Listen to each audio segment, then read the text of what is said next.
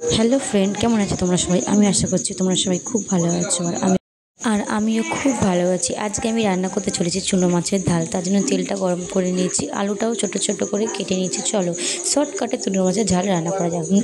চুনো মাছের ফার্স্টে আমি নুন হলুদটা মাখিয়ে নিলাম। মাখিয়ে গরম তেলের মধ্যে আমি এখন চুনো মাছটাকে আগে ভেজে নেব। অনেকে চুনো মাছ ভাজে না, কিন্তু আমি ভেজে রান্না করি, কারণ এতে টেস্টটা ভালো হয়। তাই আমি চুনো মাছটাকে ফার্স্টে ভেজে নিচ্ছি ভালো করে। ভেজে নেওয়ার পর আমি পেঁয়াজগুলোকে কুচি কুচি করে কেটে নিলাম। পেঁয়াজগুলো কাটার পর মাছটাও ভাজা হয়ে গেছে। মাছটা নামিয়ে তেলটা গরম বসালাম, একটু তেল দিয়ে তেলটা গরম বসিয়ে পেঁয়াজগুলোকে তাতে দিলাম।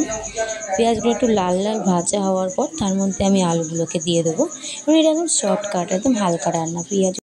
পেঁয়াজটা আমি ভাজতে বসেছি। পেঁয়াজটা আমার লাল লাল হয়ে গেলে এর মধ্যে আমি আলু দেবো। পেঁয়াজটা লাল হয়ে গেছে, এবার আমি আলুটা দিয়ে দিলাম। সব আলু দেবো, কারণ আমাদের ঘরে সবাই একটু আলুটা বেশি খায়, তাই একটু আলু আমি বেশি করেই দিয়েছি মাছের মধ্যে। আলুগুলো সব দিয়ে দিলাম।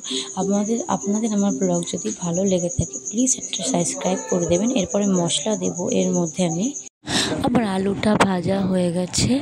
আলুটা ভাজা হয়ে এলে এর মধ্যে আদা রসুন পেস্ট আর হলো গিয়ে ধনে গুঁড়ো, আদা রসুন পেস্ট, ধনে গুঁড়ো, জিরে গুঁড়ো, নুন, হলুদ, সব মশলাগুলো আমি এর মধ্যে দিয়ে নেবো এক এক করে।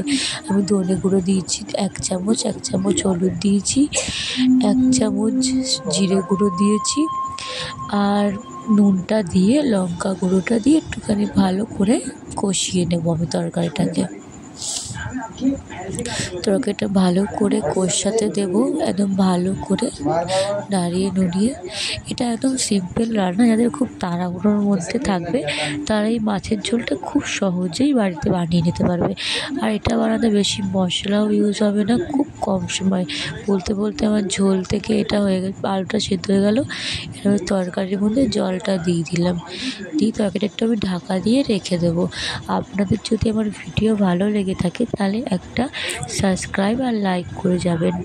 আমার তরকারিটা ফুটে গেলে আমি চুনো মাছগুলো দিয়ে এবার এর ওপর থেকে আমি অল্প একটু গরম মশলা দিয়ে দেবো। ধন্যবাদ। আপনাদের যদি আমার রেসিপি ভালো লেগে থাকে তাহলে একটা সাবস্ক্রাইব করে যাবেন।